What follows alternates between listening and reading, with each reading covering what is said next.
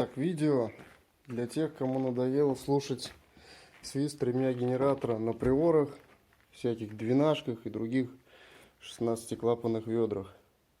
Видео технического плана, поэтому кто ждет от меня, что я подскажу чем-то помазать, побрызгать, размешать какую-то канифоль, то сразу нет. Видео техническое, здесь нужно резать, нужно сверлить и работать как минимум головой. Так, первое. Стандартный натяжной ролик ремня стоит здесь.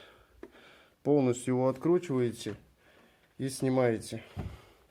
Ролик и болт не нужен. Нужна шайбочка, которая стоит, она прилегает с внутренней стороны. Маленькая тоненькая шайбочка. Вот она понадобится в дальнейшем. То есть ее сохраняем, все остальное можно выбросить. Ремень пусть пока висит, вы его снимете в дальнейшем. Дальше лезем под машину. Нашу любимую, блядь. Снимайте вот этот локер, так как он будет мешать. И также, если установлен подкрылок, то есть основной у меня стоит здоровый, а не укороченный, одну хотя бы половину часть нужно раскрутить и, не снять там как-нибудь, отогнуть, колесо вывернуть. Так как нам нужно будет открутить кронштейн. Вот этот вот кронштейн крепления подушки.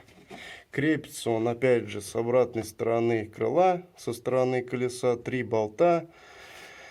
Откручивается вполне себе нормально. Откручиваете его и сейчас я покажу, что с ним нужно сделать.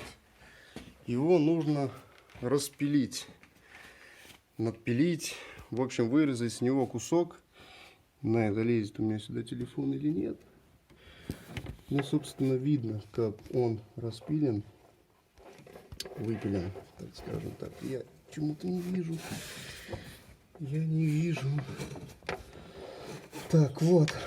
Имеется у нас на кронштейне 3 створные точки заводские. Одна здесь и 2 по бокам, как раз где у меня проходит рез. Рез у меня идет под углом, чтобы удобно было ролик ставить и снимать. То есть так же делаете, просто по сварным точкам распилили, вниз спустились, ненужное все выбросили. Так, сейчас буду тараторить.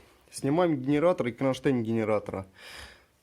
Снизу, с этой стороны, на кронштейне генератора сверлим отверстие под десятку. С одной стороны просто рассверливаем, с другой стороны вставляется втулка, соответственно рассверливаем втулку. На генераторе такая же ситуация, нижнее крепление, нижнее ухо рассверливаем под десятку. Если есть сверло большего диаметра, допустим 10,3, 10,2, рассверливайте им, потому что чтобы болт проще входил. Соответственно, после того, как все рассверлили, можно, в принципе, устанавливать назад, обратно и берем болт. Болт нужен примерно 150-160 миллиметров. Это примерно, чтобы с запасом 10 диаметра. Отлично подходит болт от Нивы. Он, по-моему, идет как раз на крепление генератора, либо крепление ГУРа. Точно уже не помню, уточняйте в магазинах. Берете его, вставляете и смотрите. Он в любом случае будет длиннее и будет упираться в кронштейн подушки. Соответственно, его нужно будет укоротить хотя бы чуть-чуть, чтобы была возможность надеть шайбы с роликом. Шайбы. У восьмерки есть 2 шайбы под ролик. Одна толстая, другая тоненькая. Вот здесь стоит толстая. Она и идет специальная шайба под ролик ГРМ восьмерочный. Также в обычном строительном магазине покупаем 2 шайбы увеличенные. Вот они, 2 штуки. И, соответственно, после всех этих шайб ставится маленькая шайбочка, которую мы сняли вот со старого ролика, тоненькая.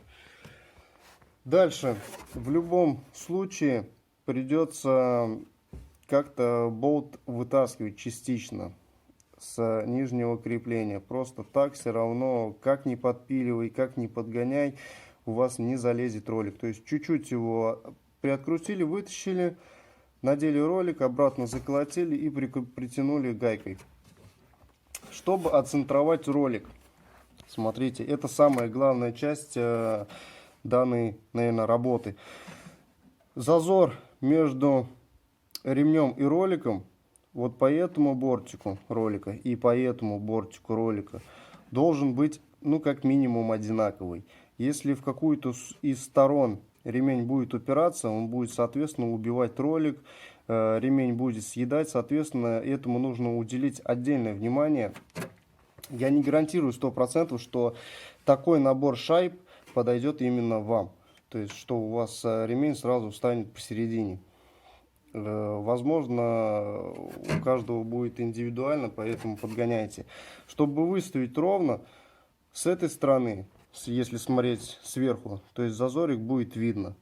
Чтобы увидеть зазор с этой стороны сверху, нужно просто что-то подложить, какую-нибудь переноску там с лампочкой под машиной, и вот здесь вот зазор также будет просвечиваться. Тогда все идеально. Рекомендую для начала на первую неделю поставить ролик пластиковый. Здесь стоит полностью металлический, это ролик ГРМ нового образца, он полностью идет металлический, я просто его забил смазкой, поставил и забыл. Для начала лучше поставить пластиковый, как это было у меня. Я сначала поставил пластиковый, его убило, то есть ремень был плохо оцентрован.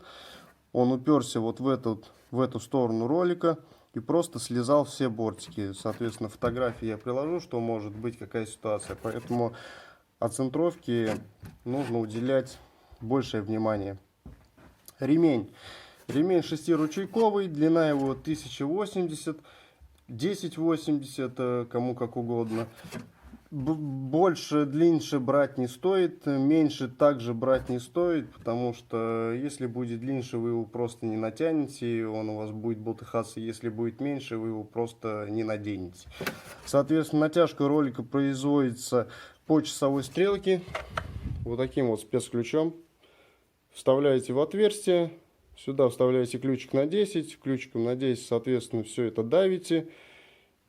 Ключиком на 17, по-моему, затягиваете контргайку. Все. На этом доработка просто закончена. Делать здесь, по сути, больше нечего. Все и так. Если кого-то смутит, что ремень снизу по ролику упирается в шкив генератора, шкив ГУРа или шкив кондиционера, у кого как, то ничего страшного, потому что и ремень, и шкив будут двигаться в одном направлении. Но, по-моему, он там даже не прилегает, я даже не смотрел. Шуршать он не шуршит, ничего не шумит, все работает идеально, просто идеально, капитально. Ну, все это, конечно, шутки, на любые вопросы я отвечу, если у кого-то возникнут какие-то проблемы. Хотя из всего этого, когда собирал, делал я все без каких-либо чертежей, их просто нету, все делается индивидуально. Единственная проблема — это вот действительно с концентровкой.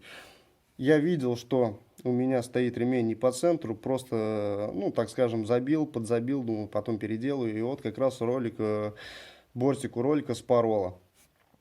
Поэтому нужно этому уделить внимание. Если ставить сразу же металлический ролик, то, соответственно, нужно все это производить ну, более точно, хотя бы 20 минут времени, это больше не займет. Соответственно, выставили, вроде кажется все ровненько, идеальненько, провернули, соответственно, шкив, либо коленвал, либо стартером крутнули мотор, без разницы. Заглушили все, опять подошли, посмотрели, если все ровно, все, просто пользуйтесь и не паритесь вообще ни о чем. Если куда-то ремень в какую-то из сторон ушел, соответственно, по новой откручиваете, замеряете, сколько нужно добавить, и уже прибавляете либо плюс, либо минус. На этом все. Пользуйтесь.